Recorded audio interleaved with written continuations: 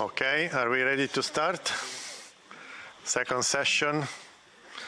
After an extremely exciting session on decentralized cooperation, city-to-city partnership, now we are going back to the implementation of the SDGs, mainly in OECD countries. My name is Stefano Marta, and I work at OECD, the Division for Cities, Urban Development, and I have the pleasure to moderate this second session on a renewed role of cities and regions to drive the SDGs through troubled waters. This second session will focus in particular on the consequence of Russia's wars against Ukraine since 2020 continue to fuel an alarming humanitarian and refugees crisis, but is also generating some indirect effect on key policy areas such as the cost of living, the energy and food. And this is the focus of the survey that we are going to present, the result of the survey we are going to present today that we develop with the European Committee of Regions and SDSN.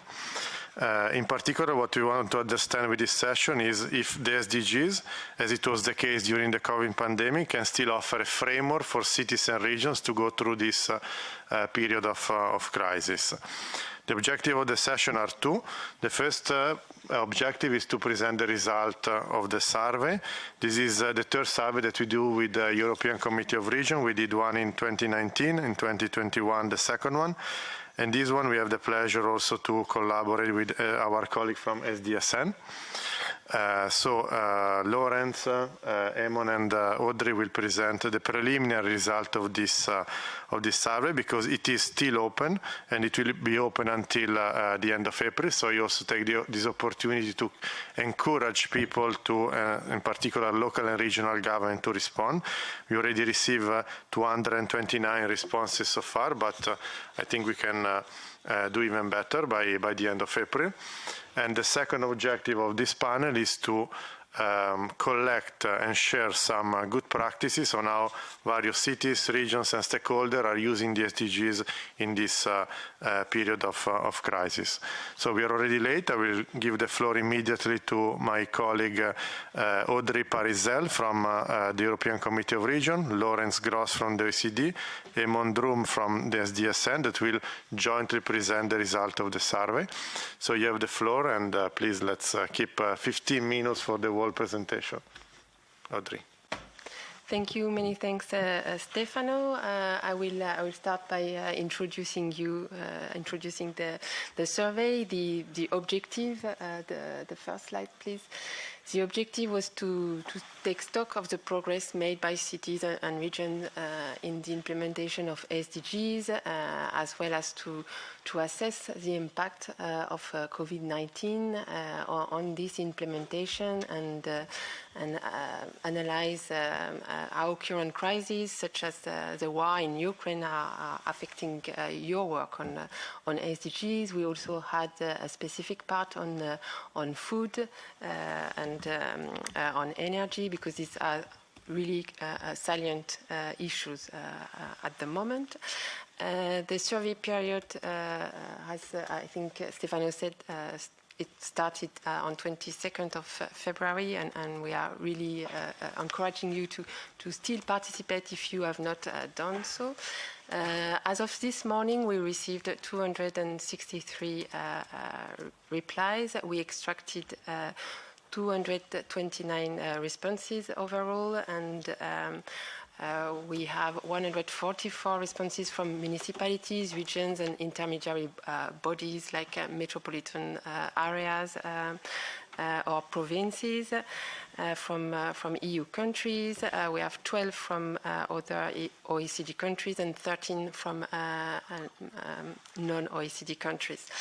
We have also 60 responses from territorial stakeholders, so it can be academia, territorial associations, and business. We also had two previous surveys in 2019 and 2021, and we are not drawing comparisons, but it's rather to have regular snapshot of the situation. And next slide, please, to go now on the results. We thought at the Committee of the Regions that a picture can speak 1,000 words, and we took the results of the for EU regions and cities, and we decided to map them to really show the extent of regions and cities mobilization. And with these dots, you will see cities involved on SDGs. And with the shaded area, it's rather regions and intermediary body replying to the survey. We have also taken regions and cities involved in really renowned initiatives like the Eurocities SDGs Task Force, also the GRC project Regions 2030, to quote just a few examples. And when you look at this map, you see, for example, there is no real east-west divide. We have a lot of replies from cities in Finland, in Baltic states, and also in Poland, and a few in Romania to a lesser extent. It's rather a coastal regions and cities versus a Central Europe divide. We also see that the involvement, if this is regions and cities, it depends a little bit in the separation of power within these countries. We know, for example, that in Portugal, cities are very much power and legislative capacity compared to, for example, Spain, and in the Netherlands and Poland, you see a lot of active cities. And in conclusion, we think this map really sums up that EU regions and cities are very much involved in localizing SDGs. So, and we think a few of them are still missing, and that we could add a few more later on. Next slide, please. Then deeper in the results, when we asked you which policies and actions are you taking to localize SDGs, awareness raising campaigns is the most used action by 60% of local and regional governments, and it is closely followed by a dedicated strategy or action plan and the use of indicators to track progress. Each of these covers more than 50% of the replies, so that's really big. And 1/3 also use an internal structure working across services or horizontally. Next slide, please. And then we also asked you about the success factor, and here we saw that by far the political leadership at local and regional level was scoring the best. And when we also looked at the previous survey, even if we should be really cautious about comparison, this is the same top success factor. This is, for us, it's really kind of a hard fact that political leadership at local level is really the starting point to localize SDGs.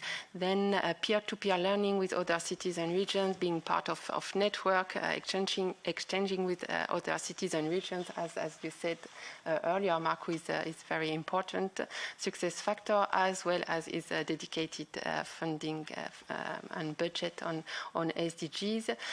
To a lesser extent, we have a high level of citizen engagement on political leadership at national level, but we also saw many replies indicating other success factors. For example, we have public-private partnership or collaboration, engagement of administrative staff in really the concept of SDGs, and the awareness that we are in very troubled times and we need a systemic change. So these are, in a nutshell, the results on EU regions and cities.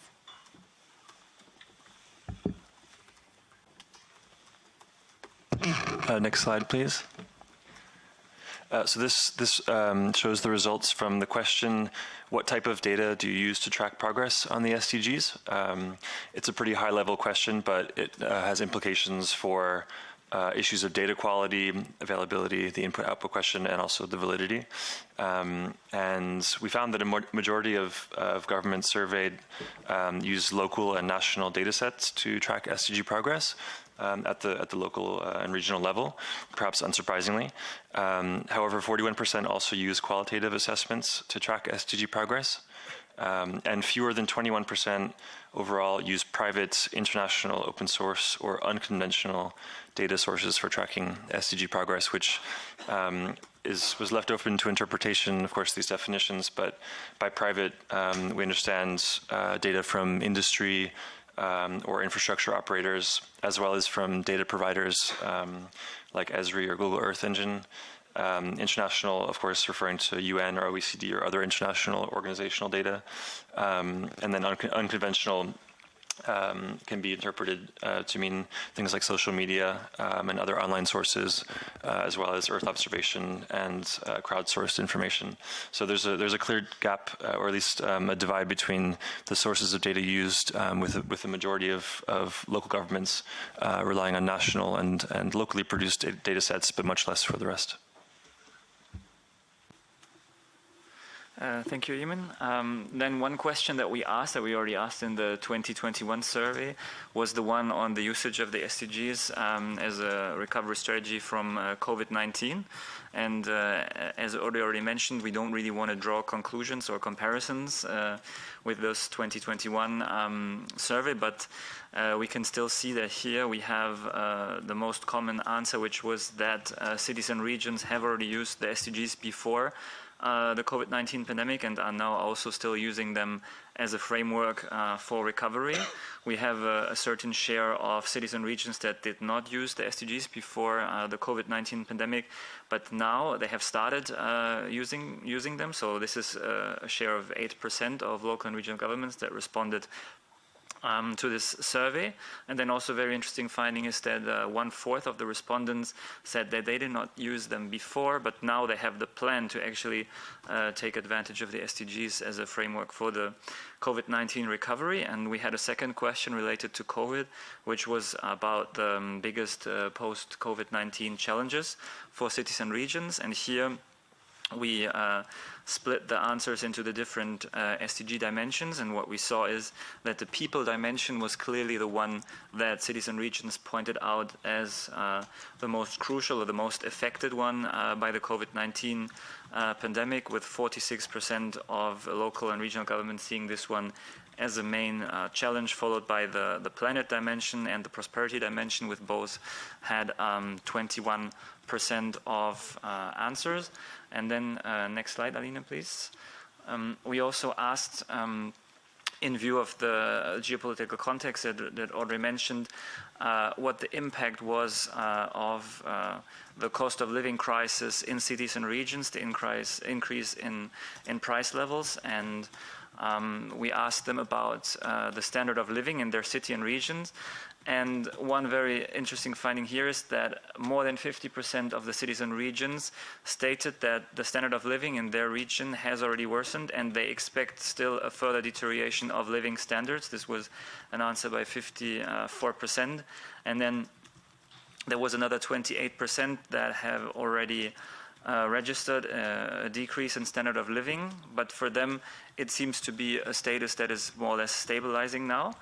And then we also asked about, like, similar question as the one for the COVID-19 pandemic. What are the areas that were affected the most by the cost of living situation in cities and regions? And here again, SDG 1 on poverty was the one mostly affected, followed by SDG 7 on energy and SDG 11 on housing. So also energy, a focus area that Eamon will now address a bit more in depth. And then the last aspect of this block of the survey were the most common measures to respond to increasing price levels. And here we saw that in particular, also relating to the answer in terms of the challenges of SDG 1, that support measures for the vulnerable populations were the type of measures that most cities and regions took to respond to increasing price levels. So 2/3 of the cities and regions stated to use those support measures, but then we also have energy-related responses, for example, reduction of the average temperature in public buildings and the reduction of street lighting, which were mentioned by 64, respectively 48%.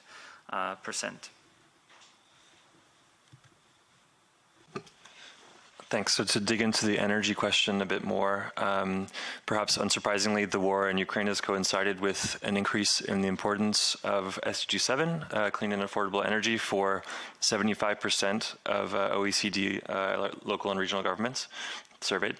And digging into that a bit, we can see that electricity prices have been reported to increase significantly for these governments in the EU.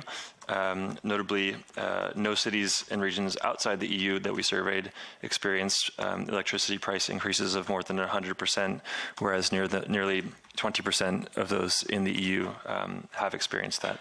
So there's a significant difference between this increase within the EU and other OECD countries or governments within those countries. And the next slide, please. We asked a couple of questions about policy measures to address these issues related to SDG 7. One that's not shown here was about the use of consumption-based targets to address emissions locally. These can both be related to procurement to reduce the carbon intensity of products and materials, but also actions to shift consumer choice towards more sustainable options. And there was a wide range of responses, nearly evenly split between yes and planning to, yes doing it currently, or between yes and no, and whether it was planned to do so or not. But you'll see those results in the final report.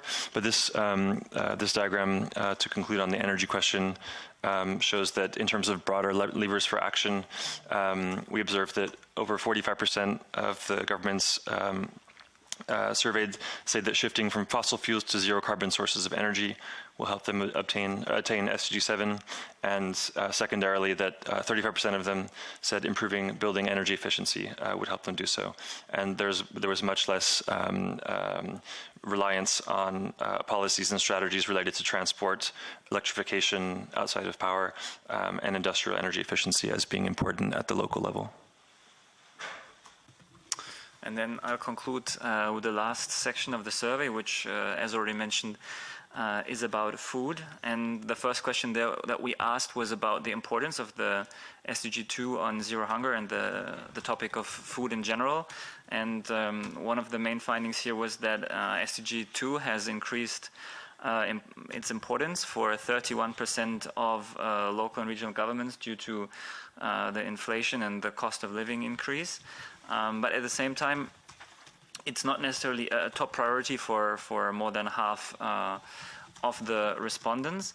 And then, as in the other questions, we also asked in this section what the measures of cities and regions are that they put in place to address SDG 2, especially in view of the geopolitical context. And here again, the aspect of the vulnerable population is the one that came across the most in the responses. So the number one answer in terms of addressing SDG 2 was to set up food banks and food distributions for the most vulnerable population, and implementing food subsidy programs to close supply gaps and balance the cost increase. And then we asked us a bit more generally, what could be measures, or what are measures that your city or region is putting in place to achieve a more sustainable food system overall. And here, as it said in the title, it's the focus on local and regional food production that the majority of cities and regions considers the most important and most meaningful action to put in place a sustainable food system with really local production. And then lastly, also another important aspect is on food waste, where we asked about what programs and measures are in place to reduce the food waste. in response to the crisis on SDG 2. And the number one response here was the promotion of a circular economy approach, which of course is also one of the hot topics in cities and regions. And that concludes the responses, well, the overview of responses, the preliminary responses. As Audrey mentioned, the survey will remain open until the end of the month, and it will feed into our work and the Committee of the Regions work for the high-level political forum in July. And in the second half of 2023, we're also planning to publish a more in-depth policy paper on the results that we'll then receive until the end of April. Great, thank you so much, Audrey, Lawrence, and Eamon, in particular, also to stick to the time, 15 minutes, perfect. Now, as a first step, we are going to have 4 reactions by 4 high-level panelists that, through their experiences, through what is happening in the region, in their cities, will tell us if the result, the preliminary result of the survey correspond to what they see happening in their territories, and also what surprised them the most. So we are going to start with Markku Markkula, that, as you know, is the president of the Helsinki region in Finland and the vice president of the Committee of Region. So again, if you can tell us through the experience, through the lens of your region, Mr. Vice President, if these survey results are surprising you or if these are in line with what you're seeing. You have the floor. Thank you.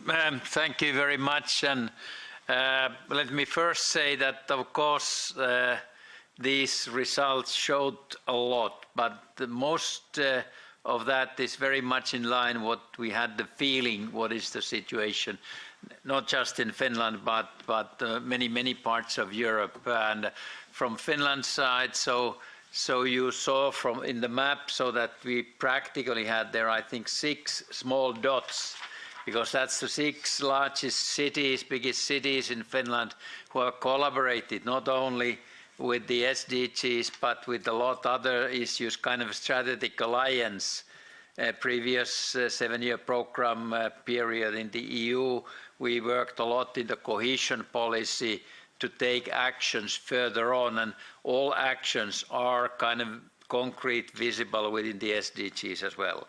I have prepared a few slides, so that let's take those as well, because I always want personally to learn a bit, but put that forward. What is the key message?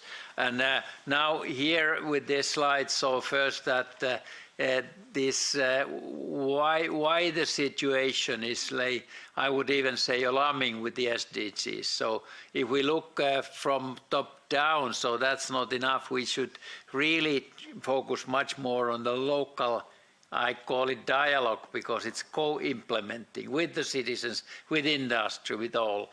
And these 3 key points, so that it's not only mine, but we discussed that a lot with my city, Espoo, the 2nd largest city in Finland, part of this 6-city strategic alliance, part of Helsinki region. So cities are urged to set their ambitious ecological goals, definitely for climate and biodiversity.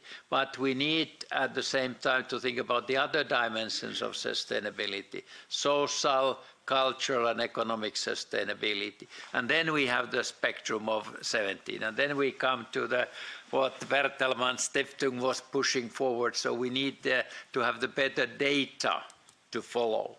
The second, why this is so crucial, is that no European city has yet achieved the SDGs.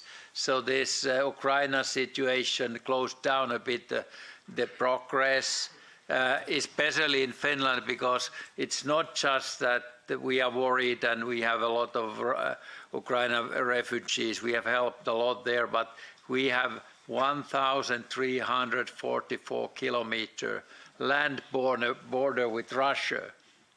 So we need to be worried. And the main outcome, actually, of this Ukraine crisis for Finland is now that we changed totally our geopolitical situation. We are now a member of NATO.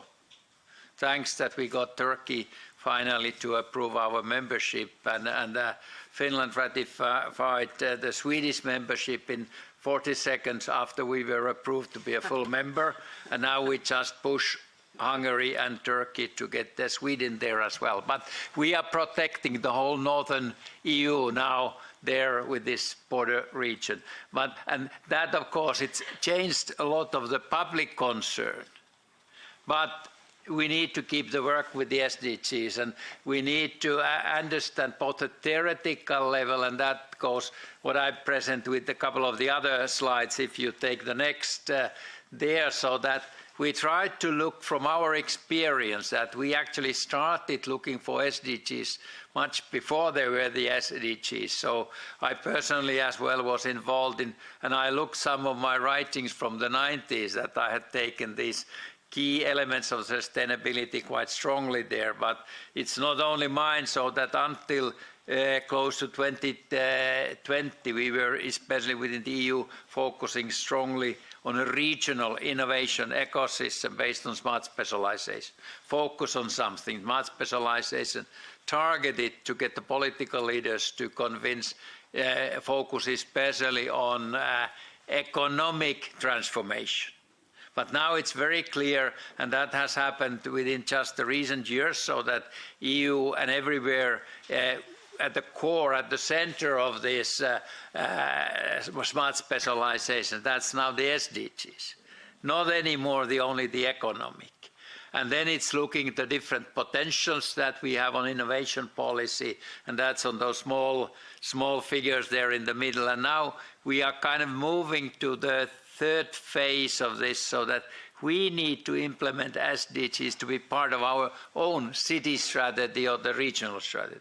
So that it's either in the very center, or at least it's guiding all the operations. And that is, I think, now the consequence, and we need to stop now and think that we need to take, and that helps in all the energy issues, smart city development, all the rest. And if you take the next slide, so then there we see kind of the process. So how we do this process first, in our case as ESPO, we prepared already 2 years ago an extensive operation, 200 pages, our own voluntary local review, and it was not only a few civil servants, but we had actually 100 civil servants, key role on that. Everyone had a minimum of 10 other people around, and not just from the city, but from all the stakeholders, with schools, with even kindergartens, and so on, to get the citizens involved. And then moving from that, so that we have thinking now that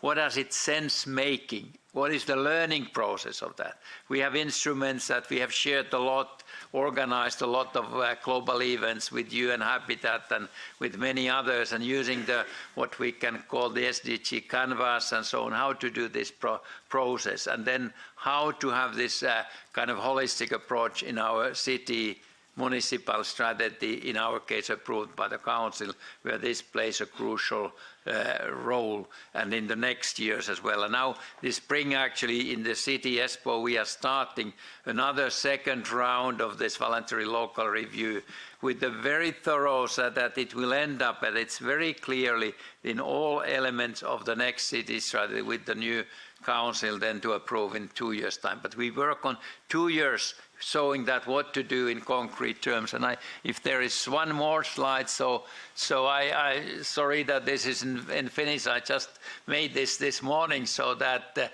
when we started to talk about the indicators, because we have taken that with some of the experts in Finland, so that we want to take each of these 17 SDGs, so where we are, how we are operating. We have the data, not the kind of data that I would definitely want to have. We need to have more additional data, moving more to the quality, to the mindset of people and operators. But if I took these examples, and there is for this MO figure saying either smiling or being a bit more unsatisfied, so that tries to show that how we, our city, how we are among the other 200-300 municipalities of Finland.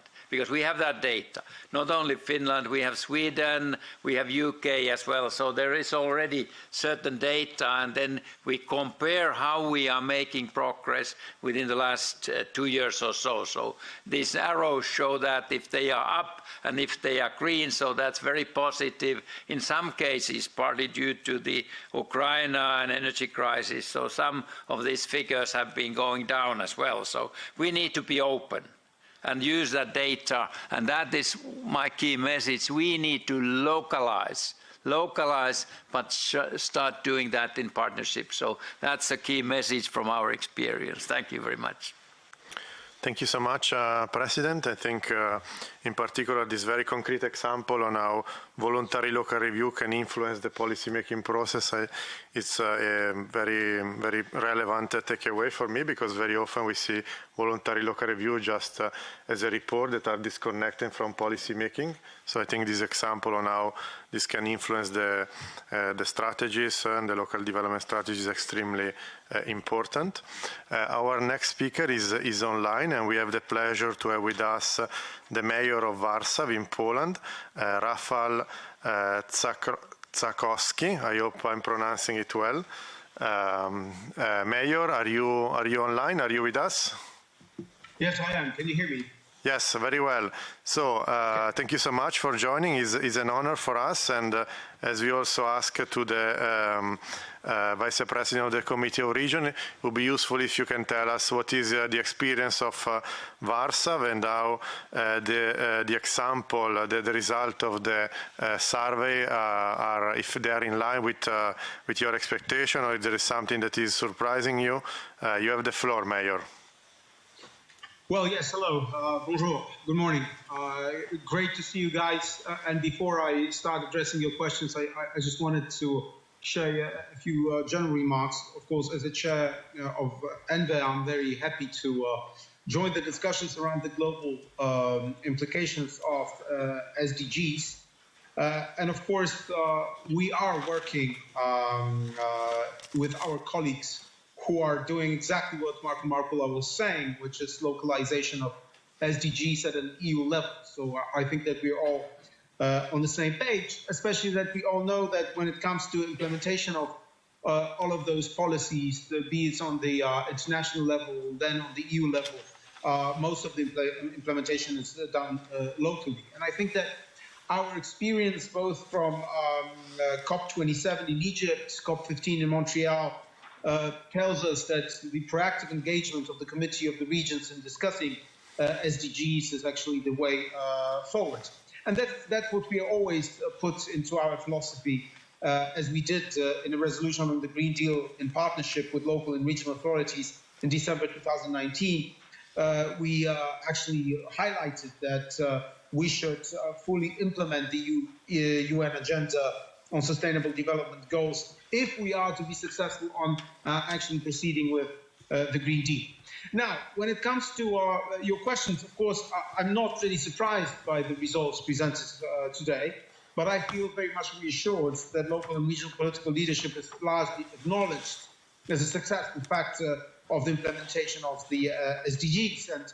And as I've just said, and as Marco Markula has just said, we claim that regions and cities should be given an even more prominent role in a new scenario of efficient multi-level governance. And I would like to highlight the use of indicators to track progress as one of the most common action, together with the dedicated strategy and the awareness raising. The monitoring of the progress is absolutely the key element for us to be credible. And when it comes to awareness, I think that no one can deny the fact that we are the key actor who can actually contribute in raising them.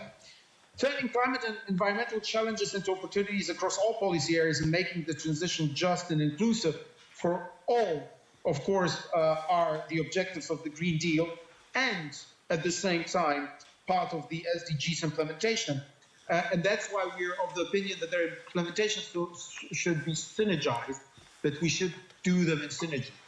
The ENVE Commission is working in view of the UN High-Level Political Forum on Sustainable Development, which is going to take place in New York in July, where the EU will present their voluntary review and will prepare the September 2023 SDG summit. Importantly, the Commission's commitment to implement the SDGs at the EU level through a comprehensive whole of government approach implies, of course, that regional and local levels are involved. And localizing SDGs and identifying good practices will illustrate the action and strengthen the action taken by EU member states at various levels. The SDGs regional dimension, also called localization, is of course of capital importance, since the achievement of more than 65% of the targets is estimated to depend on input from local and regional authorities. So all in all, the actions that were highlighted, especially in times of energy crisis, are the exact actions that my city is taking, that most of our cities and regions are taking, especially when it comes to saving energy, when it comes to trying to access energy which costs less, when it comes to, of course, energy inclusion, because we are working with the most vulnerable citizens, and of course this is one of our priorities. And I think that at the end of the day, we are trying to achieve in many of our cities and regions some degree of independence when it comes to our energy resources, and that's exactly what we are trying to do. And I think that even if someone does not know SDGs, and I talk to quite a lot of local politicians in Poland, then they actually discover that many of their actions are the actions which are exactly the same as proposed by the UN system and the European Union, because these are simply the most realistic actions and most effective actions to be taken if we take energy security, if we take the Green Deal, and if we take the cost of energy, especially for our vulnerable citizens, seriously. So that's why we not only we think that we should be included because we have a lot to contribute, but we should be included, our view should be included, because simply no one can do it without us. So thank you very much, and I'm looking forward to more of your research, because it only strengthens our hand at convincing the policymakers everywhere that we're doing the right thing. Thank you.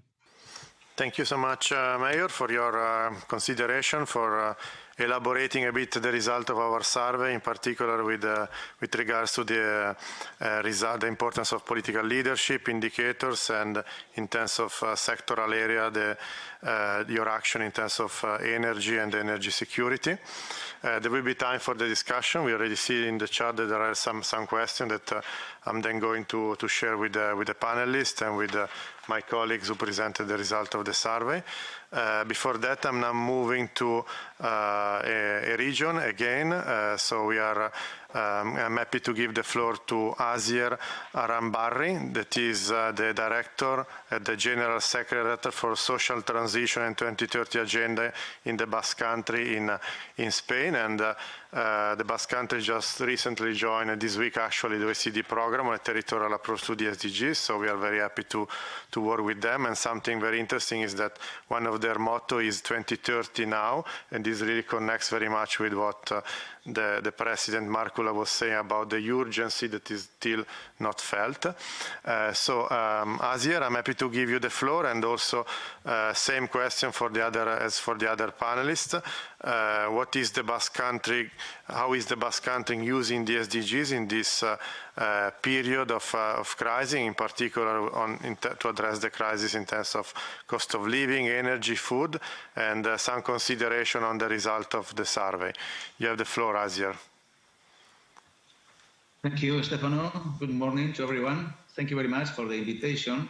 I'm very grateful to be with you. My wish was to be with you in Brussels, but it hasn't been possible. In any case, I'm facing the open discussion. Mikel Hidalgo, our advisor in our secretary, who is with you, and joined to Camila Parsa, present me ample. And first of all, the central idea, the 2030 agenda cannot be transformative if it doesn't have an adequate system of global and local governance. So I completely agree with Marco Markula, a big friend of the Basque Country. And no, the Lehendakari, President of the Basque Country, has sent no 2030 proposal to the United Nations and to those 32, Its objective is to configure 2030 as a turning point global and local in compliance with the SDGs. It's important a vision beyond 2030. In short, the Basque Country government requests and offers a commitment. It requests a global reaction of firm commitment in the years remaining until 2030. It offers and demands the role and commitment of local, regional, and non-state governments in the localization of the SDGs and their participation in a better global governance, co-governance of the Agenda 2030. For it, the SDGs need management infrastructures that commit to achieve. In Basque Country, we have a strategic plan and the Basque 2030 Agenda Forum, multi-stakeholder forum for governance. A forum that is working in the three transformations, social transformation, climate energy transformation, and economy digital transformation. At the end of the last month, we sent to the United Nations the 6th voluntary monitoring report on compliance with the SDGs, includes the first Urban Agenda 2 and includes the budgetary alignment of the SDGs and the alignment of the indicators between our three institutional levels. In this now, I'm trying to answer the question, how is the Basque Country using the SDGs to face the crisis related to the current difficult political context, particularly in the areas of the cost of living, energy, and food? I will highlight the following three programs in the Basque Country, in coherence with what was reflected in the survey. First, the Berpiztu program about the COVID-19. Berpiztu program is an open and flexible program to build a greener, more digital, and more inclusive Basque Country in line with the European Union's own strategy. It has a joint objective to recover all the employment lost due to COVID-19 and to bring the employment rate back below 10%, projecting the revitalization of 130,000 jobs, more or less. The second program is ITARTU program about most vulnerable people. This is a package of measures to strengthen support for groups with the greatest difficulties in paying the energy bill and covering their basic needs, compensate the loss of purchasing power to all families and citizens, and support the business fabric, facilitating access to credit for those viable companies that they are going through a difficult situation. It will have an impact of 334 million euros that are distributed between 22 and 23. And the Isuri program is too important program about the Ukrainian war. It's a program activated by the Basque Country to deal with the social impact in the Basque Country of the war of Ukraine. It's a social rescue fund endowed with 15 million euros, more or less. We believe that this is the way to advance in the 2030 agenda. I'm sure that today's reflection will give us the opportunity to do. Thank you very much. I leave you with Michael Hidalgo, our advisor in our Secretary General. Thank you very much.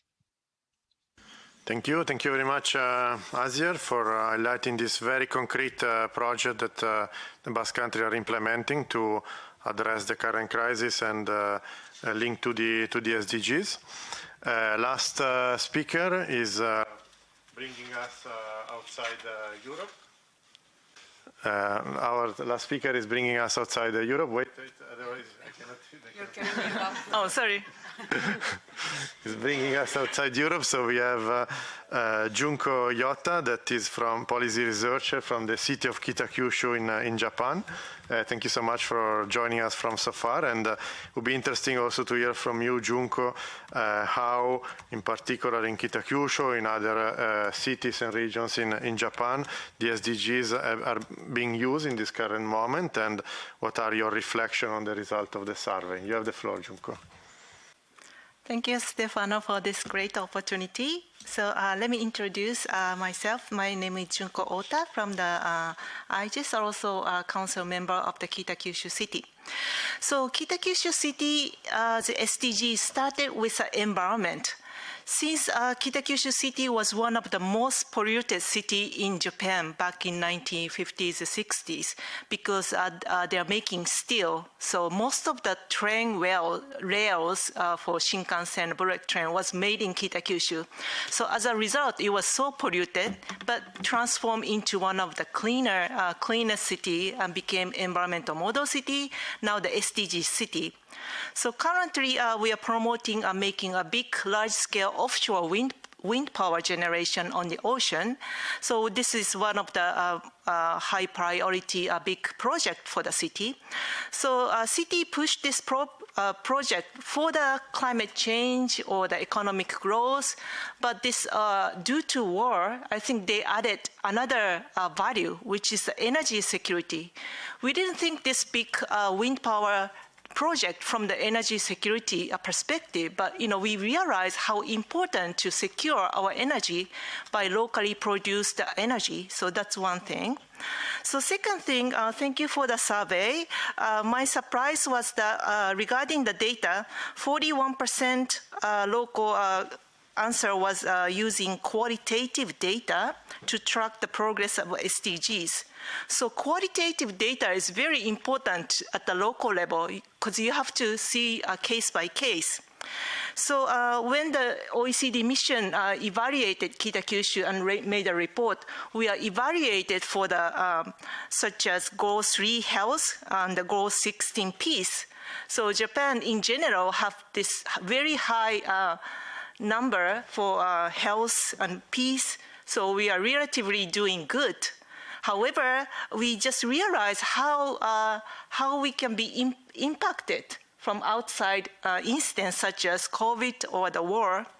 And it's funny that the indicator, one of the international indicator is to count how many beds are available per person.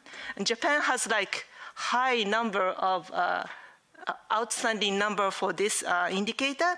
However, we faced a shortage of bed, COVID, because not all the hospital accepted the COVID patients. It's only limited. So although we have a very excellent number for the indicator for how many beds available for per person, but we faced shortage of beds. So you have to really look into a context, a qualitative data. So that's one thing we learned from the COVID experience. And the COVID experience, I think, we made us focus on the people's dimension. As I say, Kitakyushu's case started with environment, then economic growth, green growth. The social was rather kind of, not that high priority, but we really realized how everything is connected. And third thing, from the survey, many municipalities chose, what they do is for, one of the answers was to support measures for small and medium-sized enterprises. It is true for Kitakyushu as well. Kitakyushu now stepping towards making a certification system for a company. At the beginning of the SDGs 2018 or back in those times, we started started with the dissemination, made a SDGs Cloud, which is open platform, more for social networking. Then step up to a registration system. So any organization, company can register if you have a voluntarily goal or indicator. Then we are stepping into the third stage, which is a certification system under the SDGs framework, which is going to be more strict, so that we set dozens of indicators, or both qualitative, quantitative, to give us certification systems. So by doing this, small and medium-sized enterprises often don't know what's going on at the international level. At the international standards, getting more strict these days. For climate change, carbon footprint, you have to make sure every supply chain has to do good things, or human rights or gender issue. So those issues are small and medium-sized people sometimes cannot catch up with it. It's changing a lot. It's getting more strict and stricter. So by making a framework under the SDGs by the city, so small and medium-sized enterprises can apply, not necessarily studying by themselves, but really apply for this certification system, and city will evaluate. Actually, IGES is part of designing this system. So we put the framework of SDG certification system so that those small and medium-sized companies can apply, but at the same time will be more competitive at the international market. And another thing is that it's really unexpected change happened in Japan as a whole is a decentralization of people. We have been facing a challenge that heavy concentration in Tokyo. Every people or every job, every activities in Tokyo. And government has been trying to do many things to disseminate sparse out the people, but it didn't work. But the COVID did, naturally. It's really the first time we started to see in data that people started to leave Tokyo because people don't need to commute sometimes, to the office. So it's a good, actually, byproduct for local governments like Kitakyushu City has been suffering for losing a population. But the very first time for many other suburban cities started to receiving young people from Tokyo. So that's really one of the great opportunity by the COVID we received. So Kitakyushu City just revised the SDGs plan, SDGs Future City, for the second division. So we put the subtitle to realize the best city where we can realize new lifestyle responding to the post-COVID. So post-COVID, people started to move into suburban city, but after that, we still have to keep adding more values that, people will be more attracted to living in the suburban city, not just because avoiding crowd, but really more for the, other opportunities. Thank you very much. Thank you so much, Junko, for bringing the experience of Japan and Kitakyushu. And I think this point that you just highlighted about the impact of COVID on big cities, the importance of suburban cities, or also intermediary city that is growing and growing after the COVID pandemic, something that we are working on very much also at the OECD currently. So we managed, thank you so much for all the speakers. We managed to catch up a bit with the time. So we still have at least 20 minutes for discussion. And I would invite again the participants to raise their flag when they want to intervene. We can start from the room, and I already see Pilar from Spain. And we also have some questions online. So let's start with Pilar. Thank you, Stefano. I would like to make a remark and also an invitation to all of you. Okay, the remark is about showing the high level of coordination between the autonomous communities and the central government. You may know that the Secretariat of Local 2030, this very important UN agency, will be operating from Bilbao. And this was a Basque initiative that we are also implied, of course, because we are the state government. It couldn't be in any other way. So this is an announcement, and I think it's very important for all of us to know that the Secretariat will be placed in the Bilbao city. And also an invitation, because we are organizing an event on localization in the SDG Summit in September in New York, in the framework of the Spanish presidency of the European Council. So you all are invited, and I hope you can make it and join us in New York in September. Thank you. Thank you so much. We were discussing 2 days ago at the OECD with Asier and Mikel how we could use the Local 2030 in Bilbao also in connection with our project. So maybe Asia or Mikkel can say something about that. Then I think we have, and thank you also for the invitation at the SDG Summit in September. We have now VVSG, Anne. Yeah, I also wanted to come back on that use of qualitative assessments to track the SDG progress. I was just wondering if you could give some examples of what these kind of qualitative assessments are, because of course you also have qualitative indicators, for example, on satisfaction of citizens with municipal services. Is that part of those qualitative assessments, or are we talking about other elements? Thank you. I think we can start with these two questions. So first, the one on Spain. Maybe if the Asia or Mikkel want to react to that, and then the one on qualitative indicator. First, to the colleagues from Audrey, Eamon, and Lawrence, if you want to react, and then also the other panelists. And we also have one question in the chat. So maybe Mikkel. Okay, thank you. We are working just for 2 years to obtain the office of the local 2030 Agenda Secretariat on Bilbao. We were working with the MAIC, the Foreign Affairs Ministry of Spain, and also with Bilbao Town Hall and BBK Foundation, which is the foundation of the most important bank on the Basque Country. We think we could open the office with open the office on July or August, because as you could know, Amina Mohamed was in Bilbao in October to officially open the office. I think that it's an opportunity to our work group to work on localization of SDGs, because I think that we have to remark that the 70% of the agenda is on hands of towns and counties and local region.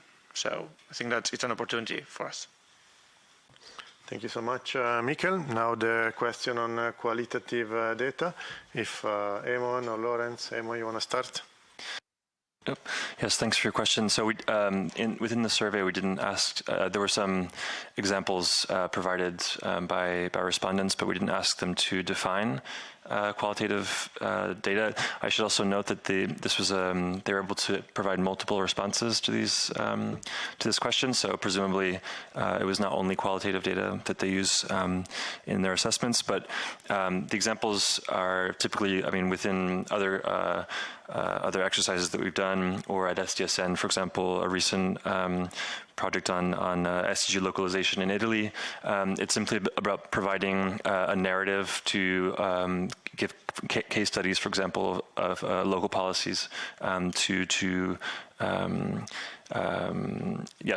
contextualize through a bit of storytelling, narrative storytelling, the indicators, which might not provide the same flavor as the data itself.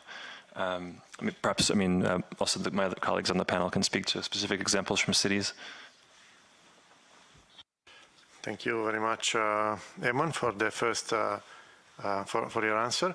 We have a very interesting question also online that I would like to share with all the panelists. And the question is if there is any analysis or any consideration on how the SDG implementation by cities and regions is affecting the labor market. If we have any specific example or indicators that we can share with the participant online, and also if there is any attempt to develop a dialogue between the central government and the local and regional government on SDGs' impact on labor market. I don't know if someone would like to take the question. Maybe Lawrence, you want to start? Yeah, I can start with the first part of the question on the impact of the SDG implementation on the labor market. So I'm not aware of any specific studies that target exactly this this aspect of SDG implementation and the impact on the labor market, but I think that the SDG 8 on labor market is one of the, or the SDG 8 on decent work and economic growth, which captures the labor market aspect, is one of the, I would say also at the local level, best captured SDGs in terms of data coverage, in terms of employment rates, unemployment rate, youth employment, youth unemployment, part-time employment. And this is also an area where we see that we have more than 90% of OECD regions that haven't really achieved the targets for this SDG 8 so far, and also more than 80% of cities. But I think it would be a very good starting point for analysis of the interlinkages between different SDGs, and specifically targeting this aspect of the impact of working on one specific SDG or working on a number of SDGs on other SDGs, which could be a focus, a future focus of studies and of our work as well. Thank you so much, Lawrence. Also, Audrey from the Committee of Region. Yes, I think it's very interesting questions, and just like Lawrence, I'm not aware of specific work on this topic, and it's actually a very good idea. But what I can say is that at the European Committee of the Regions, I am really lucky to meet very inspiring local leaders, and I have one next to me and one in front of me there, the mayor of Braga in Portugal and the president of the Helsinki regions. And with all the conversations we had together, I know that Braga, Espoo, Helsinki, they are really implementing SDGs and selling it within their cities and regions by the on the innovation, better jobs that it can offer to their people. And I think this is an angle that they are exploring at local level. This is how they can sell it basically to the people, and the additional well-being it gives. And I think that we should clearly explore it more. Thank you. Thank you, Audrey. There are two additional questions in the room. The first one is the International Water Resource Association, and then we have ICLE. Yes, it's a very concrete question. I wonder if you're planning on repeating the survey, if we will have results in the future, and also if you are considering SDG related to water as well. Thank you. I think the one on water, maybe we have the champion of water here, so I will leave it to Aziza.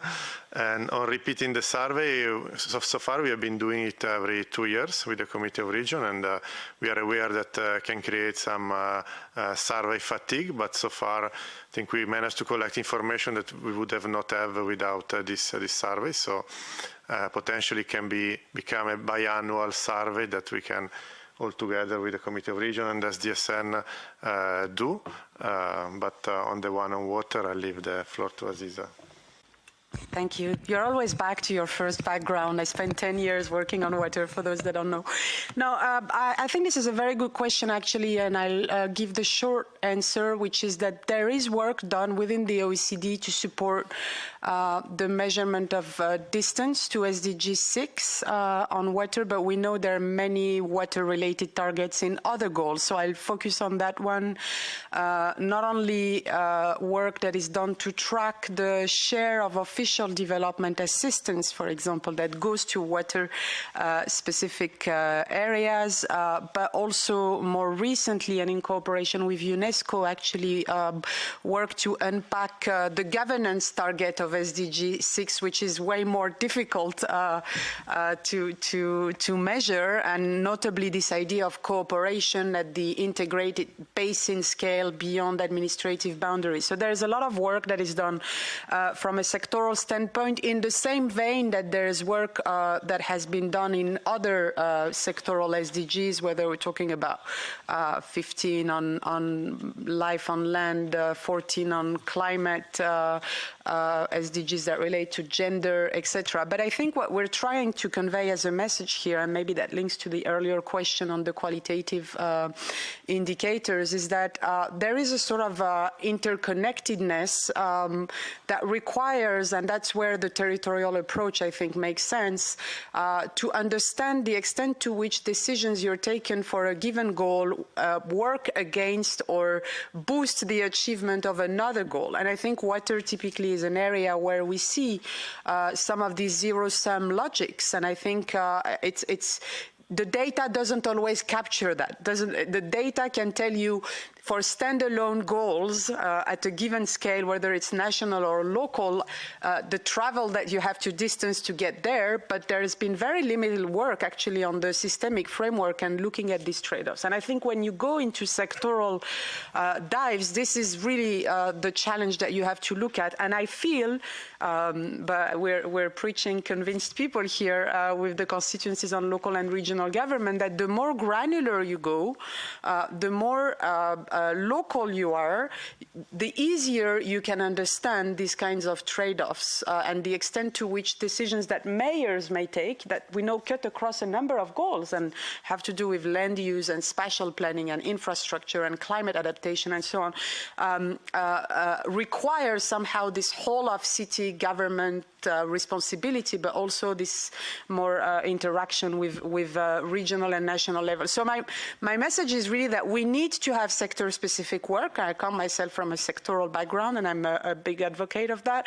But we're losing the big picture and the systemic framework if we design indicators that only look at sectoral achievements. And by definition, most of these goals, I mean, putting aside maybe 16 and 17, are sectoral in nature. So just a word of caution there. Sometimes we give indicators too much hope compared to the underlying intention. Thank you so much, Aziza. Now we have Iklay. Thank you.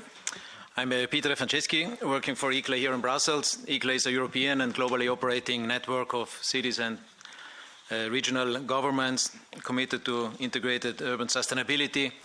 And since our start in 1990, we believe that local action moves the world.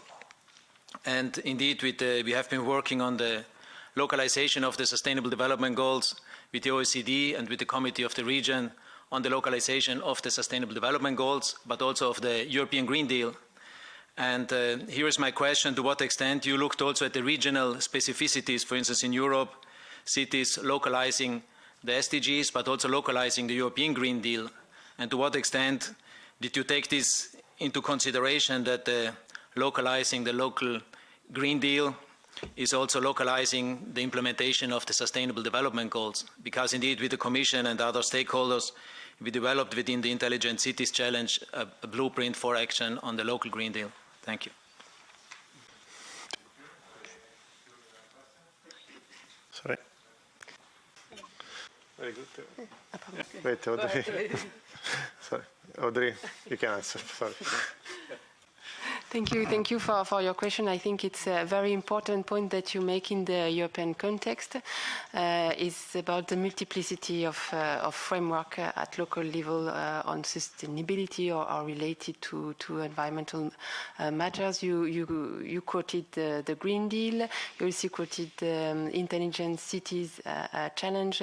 Maybe for those who are not familiar with the last one, it's about helping cities to be more sustainable, but based on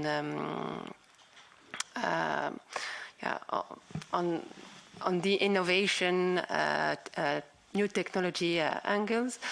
And the first reply is that there is no one-size-fits-all here with cities and regions, and they all come with their background and cultural heritage.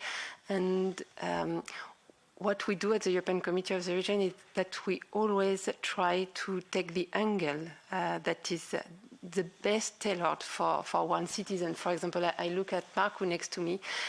He is very advanced on SDGs and is on top on localizing SDGs, but his angle, the history of Finnish cities is more to start from the innovation angle to the smart specialization angle, and then when you start to work on local green deals, then if that is because your angle is rather the environment, that's really fine, but you should not forget that SDGs are a lot wider, and I think I can praise the work of ICLE to really try to bring to the attention to the EU institutions that they should also have a social Green Deal. This should be the Green Deal 2.0 to have really this social taxonomy as well to add to it. So I think we should be very careful with the multiplicity of framework and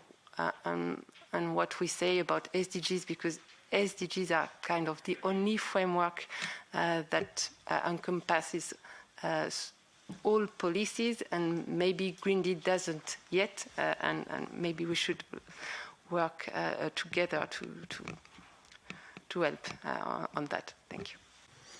Thank you, Audrey. I know that the President Markula wants to add something on this.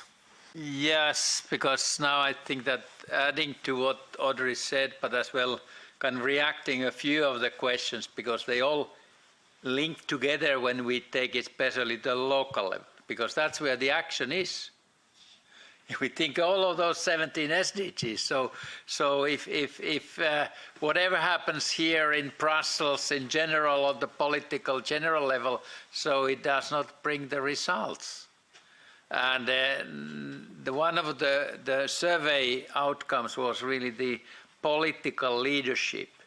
But that needs to be especially on the local level, so that we are more aware what do the SDGs mean in concrete terms, and how we can actually use the different programs or instruments. European Union more and more is very good in establishing new programs, new initiatives. Every commissioner wants to get his or her program forward, but now we are moving on to the next period, and then looking at the local level, regional level. We are a bit afraid that there will come within the next years another 10, 20, 30, whatever new programs, and we are just getting to learn now what we have at the moment and how to use those. But concretely, when I think about my Espoo city as well, so we actually started on sustainable development and SDGs politically on the city council level practically 10 years ago, at the beginning of that term of a 4-year council period, by establishing a special kind of political committee, 5 key persons from the city council, 5 top civil servants, and under the ownership of the mayor. So to be sure, so that we need to take sustainable development and SDGs in every activity into, and that has been a learning process. So SDG number 4 about the learning and education, that's the core, because it connects all the rest. Now if we take water as an issue, that's one of the 5 European Union missions.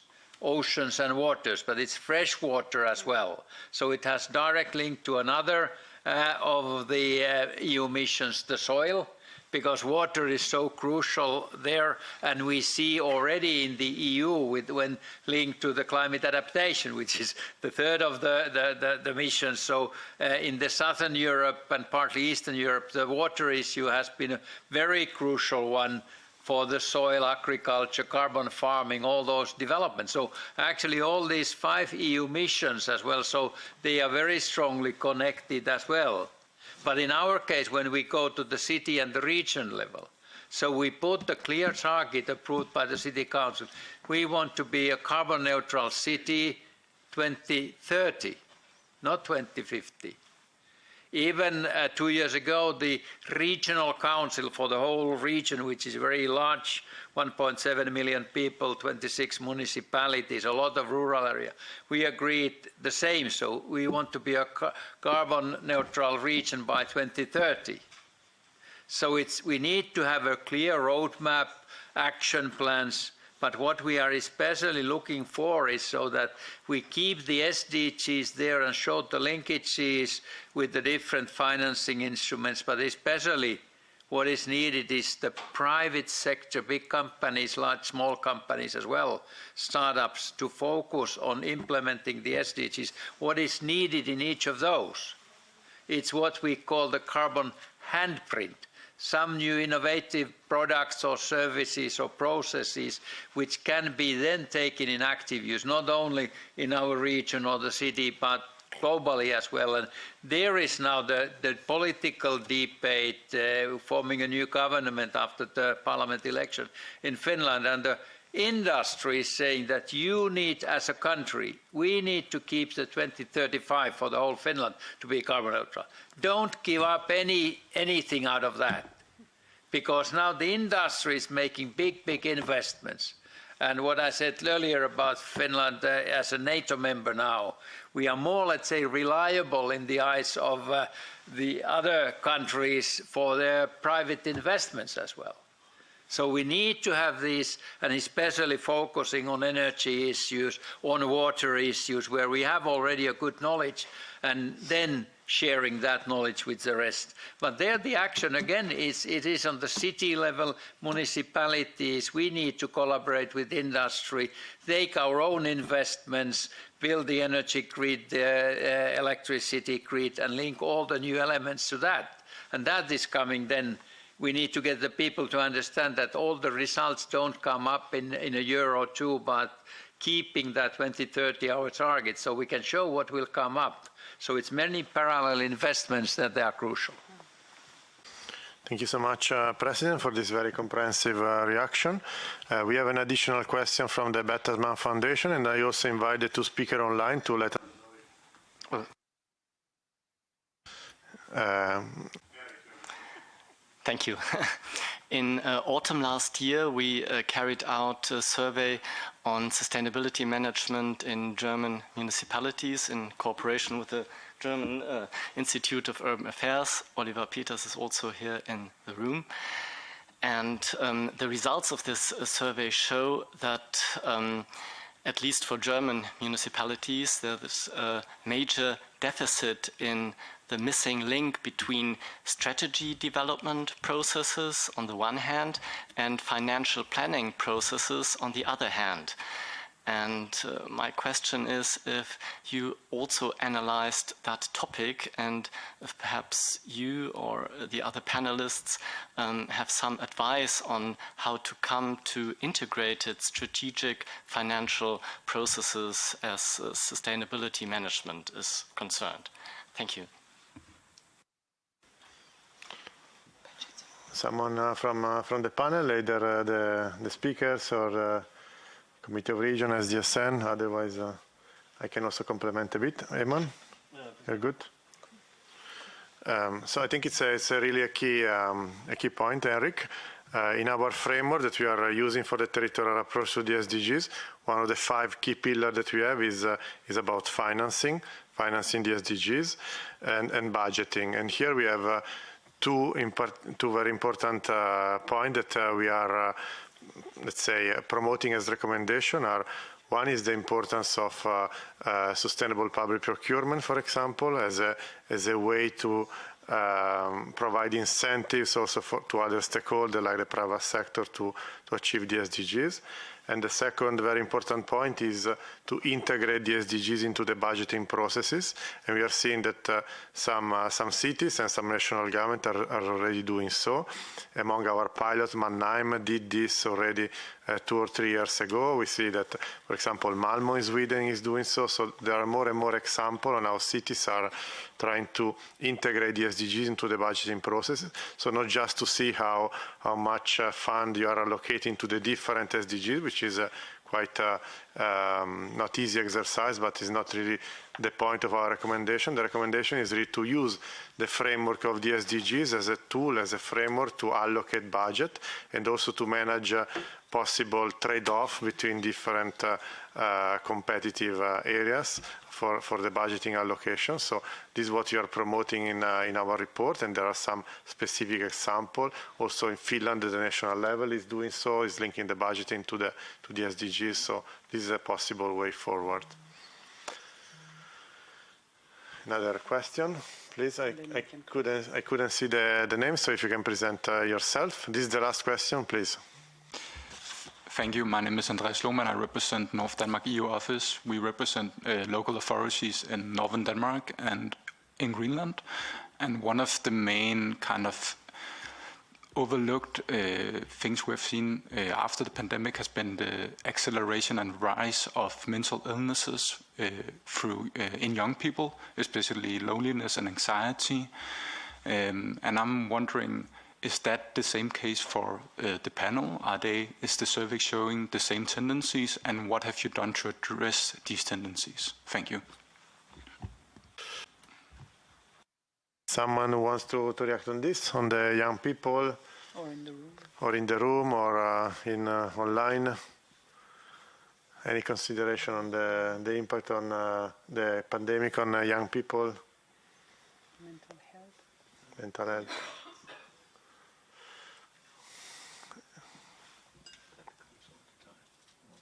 Go ahead. Junko, please. Yeah, talking about the situation of youth, how they are impacted by COVID, I think it's very much because I was surprised to come here in Belgium, not seeing anyone's wearing a mask. In Japan, as of last month, government lifted the obligation to wear a mask at the public places. However, especially the youth people, school children, still likes to wear. They are just like grew up with it, in the last 3 years. And still currently 90% of the people in Japan still wears a mask, although it's not the obligation. So I wonder how this is impacting young mentality. And people say it's really just shy. It's not really protecting for health, but really not really expressing their, facial expression. And another question about the finance and strategy. I can introduce 2 examples from Kita-Kyushu City. Talking about this SDGs certification system, this system goes with finance. So among those certified companies, which is going to be very, very limited, it's going to be a bit difficult to get it. So they will give us financial support for their innovative products or projects. So it goes with a budget. Another example is the SDGs bond. Kita-Kyushu City, for the first time as a municipality, issue a SDGs bond. So it's a reverse. It's not like they are spending city's budget, but really collecting money from the people. And so people buy the bond, not just because of the good interest rate. It's maybe more for good intention because it's SDGs bond. So those bonds are utilized for various projects, social project or wind energy renewable project, and so forth. So yeah, I can share those 2 examples. Thank you, Junko. I think after almost 30 minutes of discussion, we can close this session too. And I would like first to thank OECD, SDSN, and Committee of Region for this great partnership on the survey, and the 4 speakers, the 4 panelists for the very concrete example that they provided to the discussion. Now, some logistical information for the lunch and for the afternoon. First, we are going to have a lunch break from now until 2:30, so also for the online participant, we are going to reconvene the discussion at 2:30. The lunch break will be in room Atrium 6, and then I will give the floor to Audrey to explain a bit the logistics. And the session this afternoon will not be in this room, but will be in room JDE 62. That is the same room at the 7th floor, right? 6th floor. Just 1 floor up. So we will we'll take care of the nameplates and everything else, but just for you to be aware. Another important point, we would like to do a family picture now. So if you can come perhaps here to do the picture before going to the lunch break. And last logistical information is about, we are circulating the list of participants. If you could please sign it so we'll be able to share with you all the information and the next step of the program. Maybe, do you want to add something, Audrey, on the logistics? Or?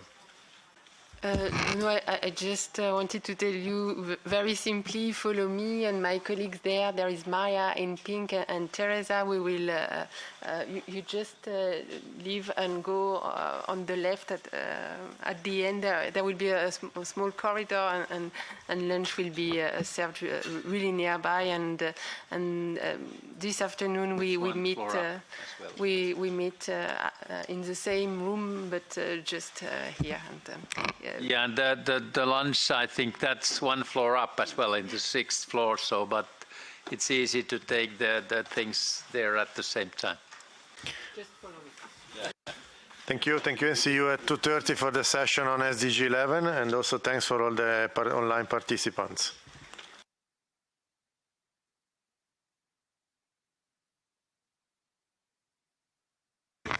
So if you can just all go here for the picture.